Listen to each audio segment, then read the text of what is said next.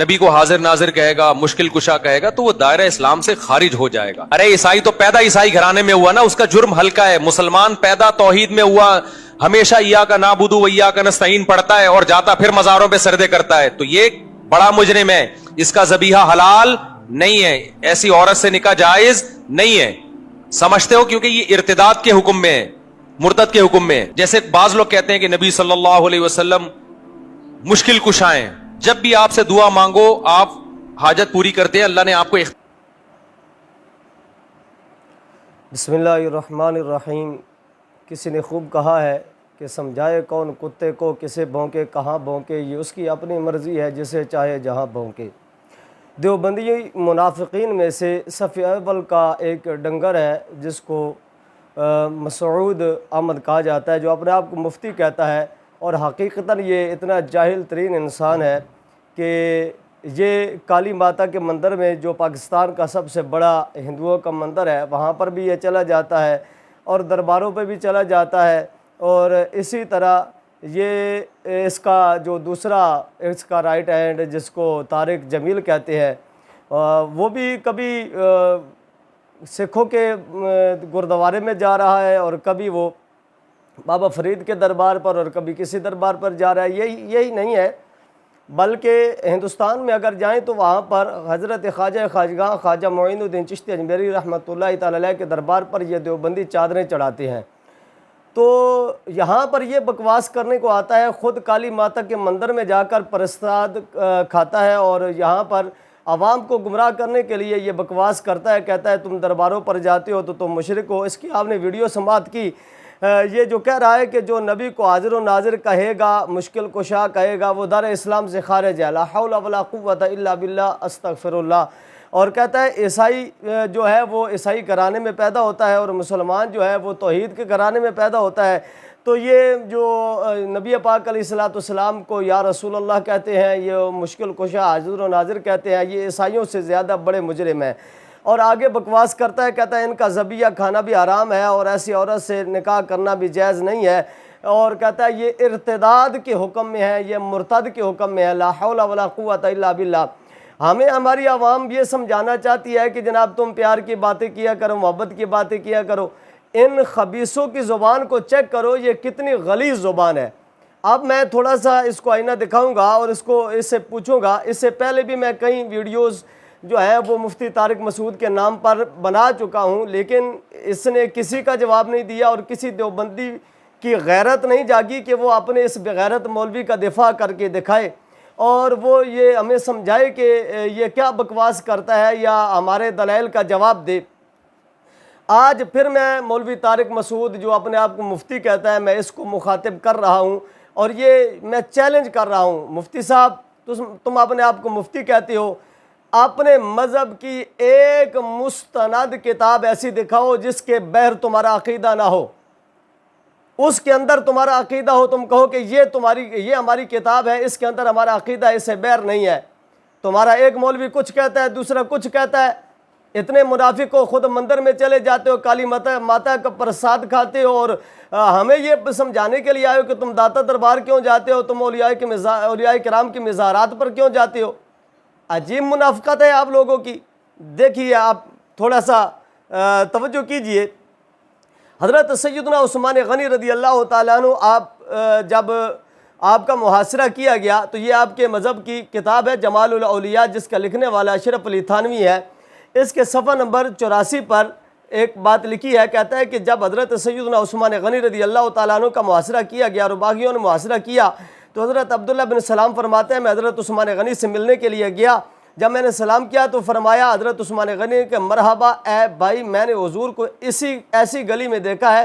فرماتے ہیں کہ عثمان لوگوں نے تمہارا محاصرہ کر رکھا ہے. میں نے عرض کی جی ہاں. تو حضور علیہ السلام نے فرمایا، حضور علیہ السلام نے میرے لیے ایک ڈول لٹکا دیا جس میں پانی تھا، میں نے پانی پیا، سیراب ہو گیا. پھر فرمایا اگر تم چاہو تو میں تمہاری مدد کروں. حضرت عثمان غنی فرما رہے ہیں یہ نبی پاک علیہ السلام نے مجھے فرمایا اگر تم چاہو تو میں تمہاری مدد کروں اور اگر چاہو تو ہمارے پاس آ کر روزہ افطار کرنا. تو میں نے اسی کو اختیار کر لیا کہ حضور کے پاس جا کر روزہ افطار کروں گا. تو حضرت عثمان غنی رضی اللہ تعالیٰ عنہ اسی روز ہی شہید کر دیے گئے. یہ آپ کا مولوی اشرف علی تھانوی لکھ رہا ہے کہ نبی پاک علیہ الصلوۃ والسلام نے حضرت عثمان غنی کو کہا کہ اگر تم چاہو تو میں تمہاری مدد کروں. تم کہہ رہے ہو جو نبی کو مشکل کشا مانے، جو نبی پاک علیہ الصلوۃ والسلام سے مدد مانگے، وہ بندہ دائرہ اسلام سے خارج ہو جاتا ہے. ابھی آگے بھی دیکھیے حضرت سیدنا صدیق اکبر رضی اللہ تعالیٰ عنہ اسی کتاب کے صفحہ نمبر 47 پر موجود ہے کہ جب حضرت سیدنا صدیق اکبر رضی اللہ تعالیٰ عنہ کا وصال با کمال ہوا تو حضرت سیدنا صدیق اکبر کو نبی پاک علیہ الصلوۃ والسلام کے دروازے اقدس پر لایا گیا اور ندا دی گئی، السلام علیکہ یا رسول اللہ صلی اللہ علیہ وسلم. یہ ابو بکر دروازے پر حاضر ہیں تو دروازہ خود بخود کھل گیا اور غیب سے قبر شریف کے اندر سے کوئی آواز دیتا ہے، ایک دوست کو دوسرے دوست کے ہاں داخل کر دو. مولوی صاحب سیدنا صدیق اکبر کو حضور کے دروازے پر لایا گیا، حضور کو پکارا گیا، السلام علیکہ یا رسول اللہ کہا گیا، اور پھر حضور علیہ الصلوۃ والسلام کے روضہ انور کا دروازہ کھل گیا اور اندر سے قبر کے اندر سے غیب سے ندا آئی. یہ کیا ہے؟ ابھی ٹھہریے، اس سے آگے دیکھیے حضرت سیدنا عمر فاروق رضی اللہ تعالیٰ عنہ اسی کتاب کے صفحہ نمبر 95 پر موجود ہے کہ حضرت سیدنا عمر فاروق رضی اللہ تعالیٰ عنہ نے جب حضرت ساریہ رضی اللہ تعالیٰ عنہ کو نہامند کے علاقہ میں بھیجا، ایک لشکر دے کر امیر بنا کر بھیجا، تو حضرت سیدنا عمر فاروق رضی اللہ تعالیٰ عنہ، یہ نہامند فارس کا شہر ہے، تو جب حضرت سیدنا ساریہ رضی اللہ تعالیٰ عنہ نہامند کے شہر کے دروازے پر لشکر کی حالت میں بہت سخت ہو گئی، لشکر کی حالت بہت سخت ہو گئی، لشکر شہر کا محاصرہ کیے ہوئے تھے اور دشمنوں کی جماعتیں بہت تھی، قریب تھا کہ مسلمان شکست کھا جائیں. ادھر حضرت عمر مدینہ منورہ میں تھے، آپ ممبر پر تشریف لے گئے، خطبہ پڑھا اور اثناء خطبہ میں بہت زور کی آواز سے للکار کر فرمایا، اے ساریہ. اب یہ اردو کی چونکہ کتاب ہے تو عربی کی کتابوں میں جو موجود ہے یا ساریہ ہی موجود ہے. پہاڑ کو دیکھو، جو شخص بھیڑیے کو بکریوں کا نگہبان بناتا ہے وہ ظلم کرتا ہے. اللہ تعالیٰ نے نہامند کے دروازے پر حضرت ساریہ اور ان کے ساتھیوں کو سب کو حضرت عمر کی آواز سنا دی. مدینہ منورہ میں حضرت عمر جمعے کا خطبہ ارشاد فرما رہے ہیں اور فارس کے شہر نہامند میں حضرت ساریہ لشکر کشی کر چکے ہیں. اس وقت حضرت سیدنا عمر فاروق نے للکار کر پکارا تو ان سبھی نے جو نہامند میں تھے سبھی نے آواز سن لی. سب یہ کہہ کر کہ یہ امیر المومنین کی آواز ہے پہاڑ کی طرف چل کھڑے ہوئے تو سب نے نجات پائی اور انہیں مدد پہنچ گئی. کنہیں مدد پہنچ گئی؟ صحابہ رسول کو. حضرت عمر رضی اللہ تعالیٰ عنہ نے جو لشکر بھیجا تھا ان کو مدد پہنچ گئی. کس کی مدد پہنچی؟ حضرت عمر رضی اللہ تعالیٰ عنہ نے جو مدد فرمائی تھی وہ مدد پہنچی. ابھی اس سے آگے بھی دیکھیے کہ حضرت سیدنا امیر حمزہ رضی اللہ تعالیٰ عنہ اسی کتاب کے صفحہ نمبر 55 پر موجود ہے. حضرت سیدنا امیر حمزہ رضی اللہ تعالیٰ عنہ آپ کی قبر پر حاضر ہوئے. حضرت شیخ محمود کردی رضی اللہ تعالیٰ عنہ آپ جب ان کی قبر پر حاضر ہوئے ان کو سلام کیا اور سلام جب کیا تو کہتے ہیں کہ قبر کی زیارت کی تو سلام کیا، اپنے کان سے واقعی طریقے سے سلام کا جواب سنا اور آپ نے ان کو یہ حکم دیا اپنے لڑکے کا نام ان کے نام پر رکھنا. پھر ان کے ہاں لڑکا ہوا اور ان کا نام انہوں نے حمزہ رکھا. یہ قبر کے اندر سے آواز اور بیٹے کے پیدا ہونے کی بشارت، یہ کیا ہے؟ حضرت سیدنا امیر حمزہ رضی اللہ تعالیٰ عنہ کر رہے ہیں. ابھی دیکھیے اسی کتاب کے صفحہ نمبر 59 پر موجود ہے. حضرت سیدنا خارجہ بن زید انصاری رضی اللہ تعالیٰ عنہ، خارجہ بن زید انصاری آپ فوت ہو گئے. عورتوں نے رونا شروع کر دیا. یہ ایک لمبی روایت موجود ہے طبرانی شریف کے حوالے سے. آپ کے مولوی اشرف علی تھانوی لکھتے ہیں یہ جتنے حوالے دے رہا ہوں یہ سارے آپ کے ہیں، آپ کے ابا جان کے ہیں، ذرا انہیں بھی پڑھ لیجئے. لکھا کیا ہے؟ کہتے ہیں کہ حضرت سیدنا خارجہ بن زید انصاری رضی اللہ تعالیٰ عنہ فوت ہو گئے. عورتوں نے رونا شروع کر دیا. تجہیز و تکفین اور دفن میں دیر کر دی گئی. جب مغرب و عشاء کے درمیان کا وقت ہوا تو لوگوں نے ایک آواز سنی کہ کوئی کہتا ہے خاموش ہو جاؤ، خاموش ہو جاؤ. غور کیا تو یہ آواز کفن کے نیچے سے تھی. ان کے چہرے سے کپڑا ہٹایا گیا تو وہ یہ کہہ رہے تھے کہ محمد الرسول اللہ، نبی امی خاتم النبیین، آپ کے بعد کوئی نبی نہیں ہوگا۔ یہ پہلی کتاب میں ہے۔ پھر کہا سچ فرمایا، سچ فرمایا، پھر کہا یہ رسول اللہ ہے، حاضر و ناظر کا مسئلہ۔ مولوی صاحب تم کہتے ہو یہ مشرکوں کا کام ہے، تم کہتے ہو شرک ہو جاتا ہے، تم کہتے ہو بندہ مرتد ہو جاتا ہے، ارتداد کا حکم لگتا ہے۔ اب یہ دیکھیے حضرت سیدنا خارجہ بن زید کہتے ہیں یہ رسول اللہ صلی اللہ علیہ وسلم ہیں، السلام علیکہ یا رسول اللہ صلی اللہ علیہ وسلم، اور پھر ویسے ہی مردہ ہو گئے جیسے پہلے تھے۔ یہ آپ کے ابا جان اشرف علی تھانوی لکھ رہے ہیں۔ اور جنگ یمامہ کا تو واقعہ آپ نے معروف ہے، سنا ہی ہوگا نا۔ اگر رب توفیق دے تو البدایہ و نہایہ کو پڑھ لیجئے، تاریخ ابن کثیر کو پڑھ لیجئے، جہاں پر لکھا ہے کہ جب صحابہ کرام عالم رضوان جنگ یمامہ میں تھے تو انہوں نے یا رسول اللہ یا محمدہ پکارا تھا۔ ایک طرف مسلمہ کذاب تھا اور ایک طرف صحابہ تھے، صحابہ یا رسول اللہ کہنے والے اور مسلمہ کذاب والے اللہ اکبر کہنے والے۔ میں پوچھتا ہوں مولوی صاحب آپ کو اتنی تکلیف ہے یا رسول اللہ سے، آپ کو اتنی تکلیف ہے یا رسول اللہ کہنے والوں سے، تو کیا تمہارا قبیلہ مسلمہ کذاب کے قبیلے سے ہے؟ تم سارے دیوبندی کیا مسلمہ کذاب کی اولاد یا اس کے لشکر سے ہو؟ نہیں غیرت آتی، نہیں شرم آتی، جو منہ میں آتا ہے وہ بک جانا ہے، وہ کہہ دینا ہے۔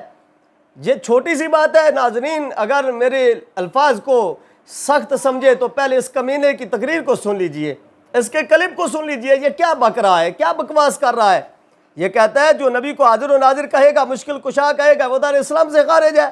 یہ کہتا ہے عیسائی گھرانے میں پیدا ہونے والا اتنا بڑا مجرم نہیں جتنا یہ مسلمان یا رسول اللہ کہنے والا مجرم ہے۔ یہ کہتا ہے کہ جو یا رسول اللہ کہنے والی عورت ہے اس سے نکاح جائز نہیں، جو یا رسول اللہ کہنے والا ہے اس کا ذبیحہ حلال نہیں۔ یہ کہتا ہے کہ یہ مرتد ہیں لوگ، لا حول ولا قوت الا باللہ۔ اس کتے کو کوئی لگام دینے والا نہیں۔ ادارے کیا کر رہے ہیں؟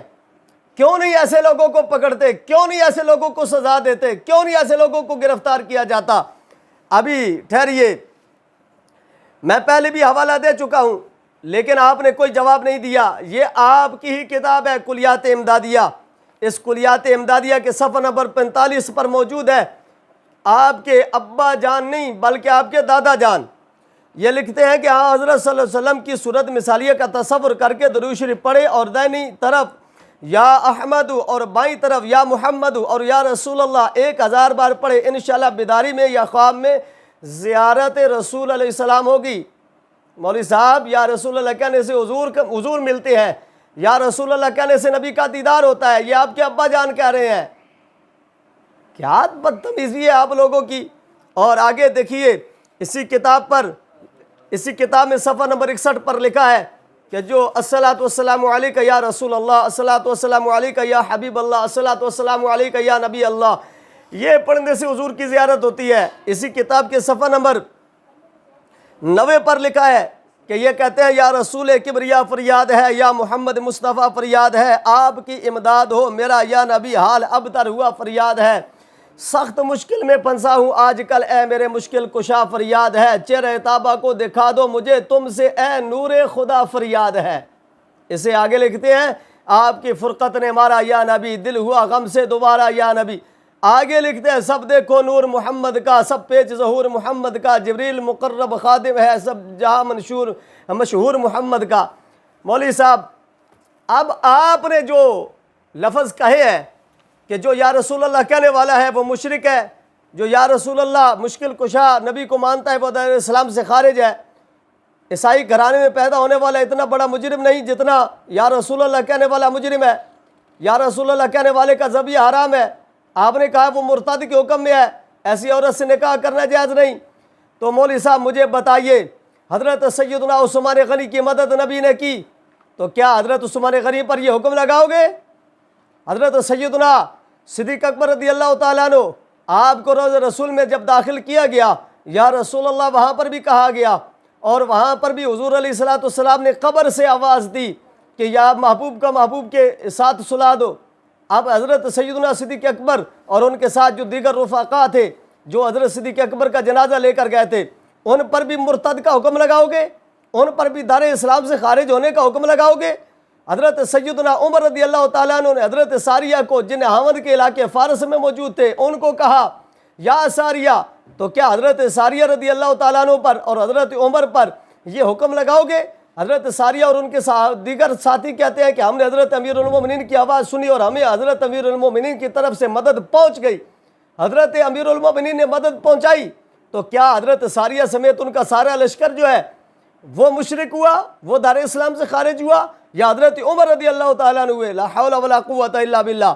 حضرت خارجہ بن زید انصاری نے بوقت وصال یا رسول اللہ کہا، حضور کو خاتم النبیین کہا، تو مجھے یہ بتائیے کہ یہ حکم حضرت سیدنا خارجہ بن زید انصاری پر لگے گا؟ جن صحابہ نے اس کو روایت کیا ان پر یہ لگے گا؟ جنگ یمامہ میں جو صحابہ نے یا رسول اللہ کہا تو حضرت سیدنا صدیق اکبر نے یہ مشورہ دیا تھا، حضرت صدیق اکبر پر یہ حکم لگے گا؟ حضرت سیدنا خالد بن ولید اور ان کے دیگر رفقا پر یہ حکم لگے گا؟ تم دار اسلام سے مسلمانوں کو خارج کر رہے ہو۔ دیکھیے صحابہ کرام علیہم رضوان سے لے کر آج تک اہل حق کا جو نشان رہا ہے وہ یا رسول اللہ رہا ہے۔ جنگ یمامہ سے لے کر آج تک یا رسول اللہ پکارنے والے مرتدین کے مقابلے میں ہیں، جیسے کہ مسالمہ کذاب کے مقابلے میں صحابہ تھے۔ حضرت سیدنا صدیق اکبر نے یہ مشورہ دیا تھا کہ وہ یا اللہ کہتے ہیں، وہ اللہ اکبر کہتے ہیں، تو تم یا رسول اللہ کہو تاکہ پتہ چل جائے کہ اللہ کو ماننے والے تو اور بھی ہیں، بڑے بڑے کمینے لوگ بھی اللہ کو مانتے ہیں، تمہاری طرح کے خبیث ترین لوگ اللہ کو مانتے ہیں، تمہاری طرح کے مسالمہ کذاب کی پارٹی، قادیانی کی پارٹی اللہ کو مانتے ہیں جیسے تم مانتے ہو۔ لیکن یا رسول اللہ صلی اللہ علیہ وسلم یہ حضرت سیدنا صدیق اکبر نے